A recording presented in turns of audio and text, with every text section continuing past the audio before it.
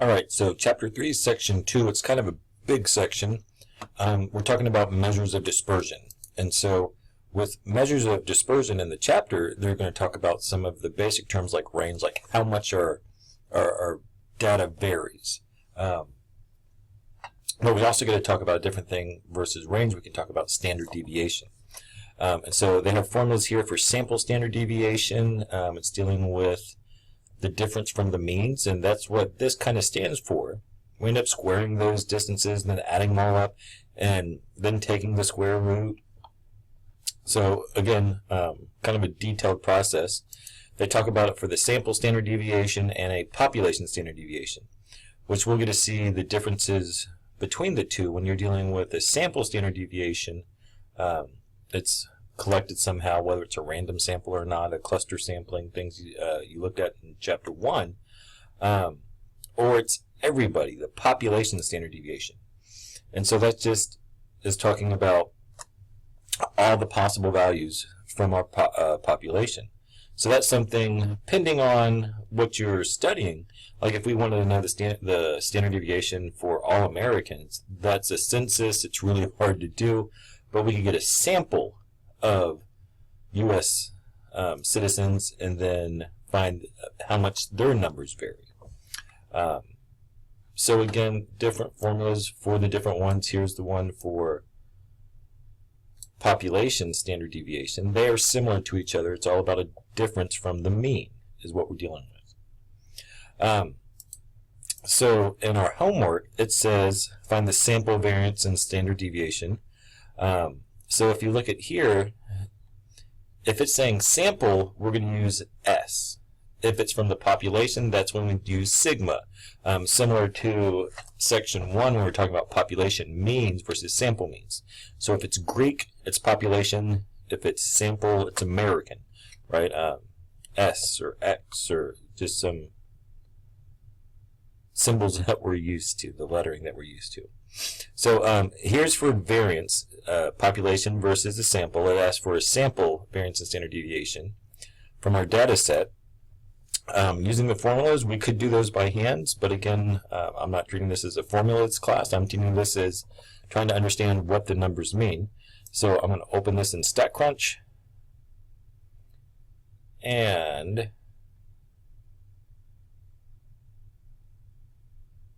find the standard deviation.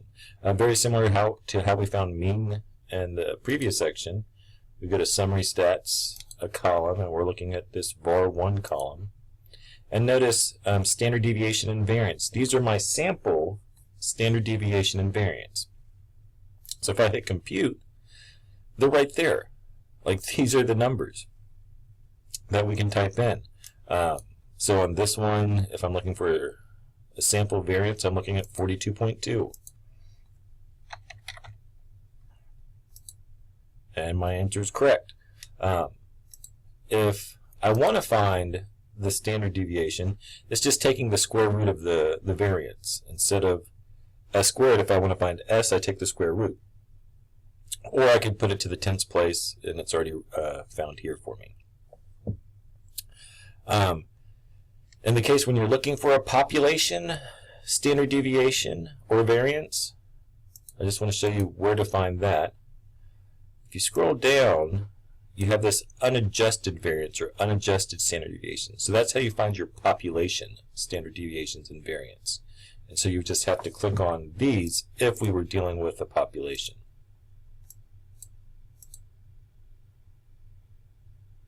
And these are your, slide. They're a little bit different, right? Your unadjusted, your population variance is this.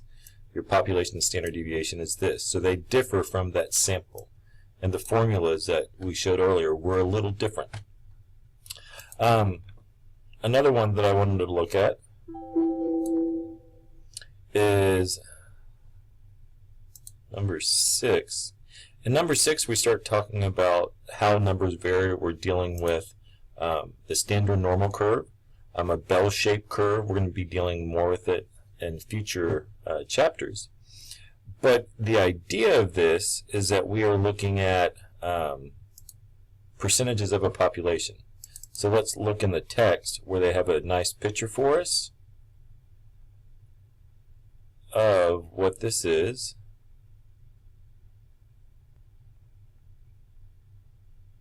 We are getting there slowly.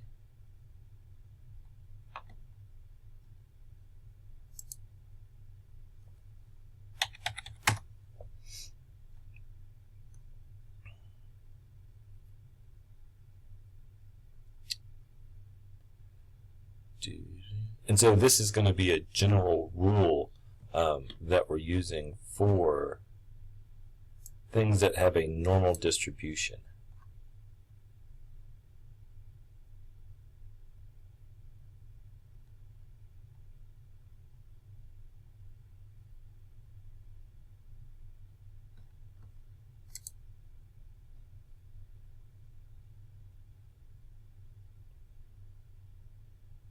Almost there.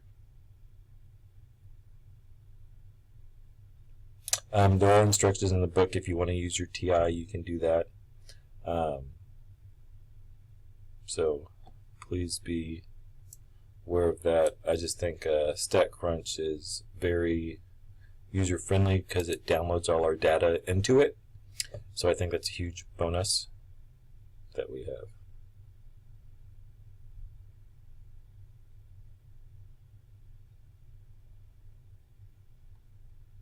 So, in the empirical rule, right, so this is a guideline for things that have a normal distribution.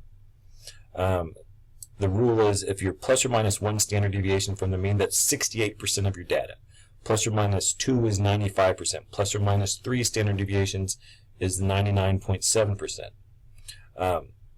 So when you're looking at these type problems, you know, if you're within 1 standard deviation of the mean, that represents about 68% of your data. It's that general rule. And StatCrunch, I can kind of give you a picture of what's going on. We'll use this in later chapters. But again, if I am talking about plus or minus 1 standard deviation, it's right around 68%. So if this was talking about height of males, 68% of the population is plus or minus 1 standard deviation. Let's put that in a different terminology. Again, things we're doing later. If the average height of males is, let's say, 5'10", so that's 70 inches. And I'm going to guess a standard deviation of maybe about 3 inches.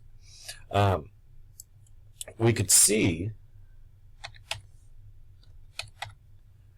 the picture here show us that plus or minus 1 standard deviation from the mean, right? So everyone between 67 inches and 73 inches.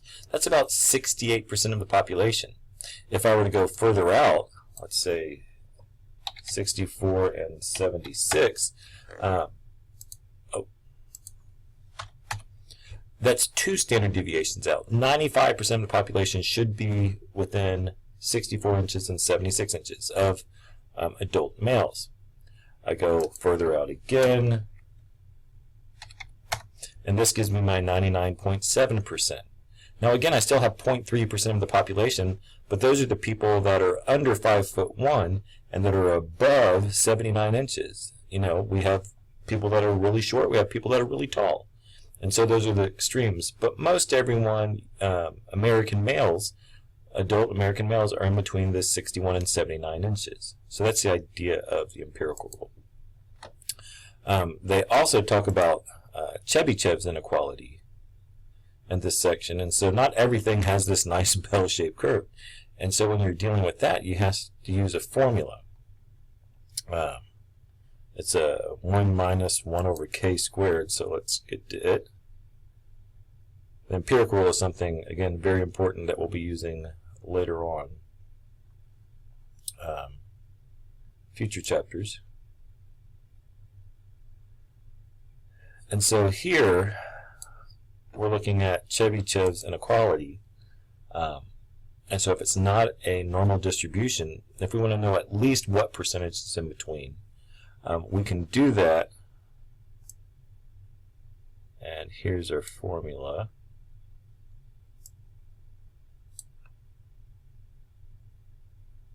I'm getting there.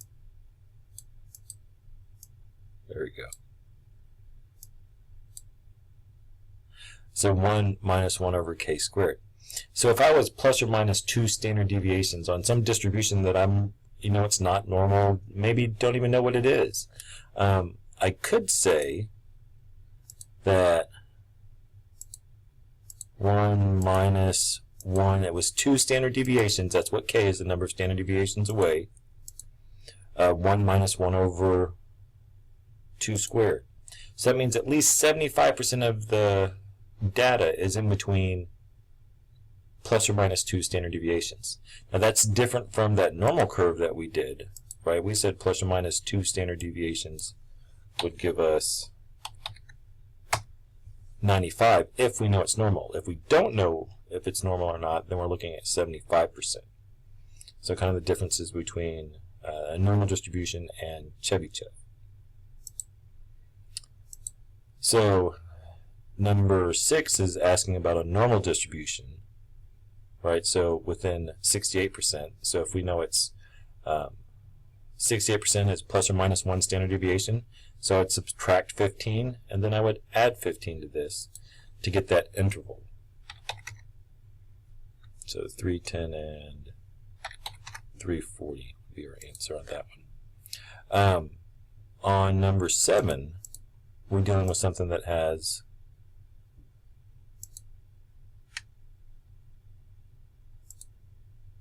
a Chebyshev problem. So dealing with something that we don't know its distribution. In this case, we're dealing with the average price of regular gas. Like, who knows what the distribution of that looks like. So with this one, we are looking at a Chebyshev inequality.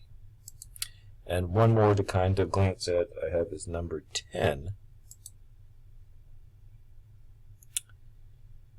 And on number 10, we're finding means and standard deviations, answering a whole bunch of questions. But I just wanted to make you aware when you open up your data, if you want to find means and standard deviations, I believe in this problem they informed us it was a sample.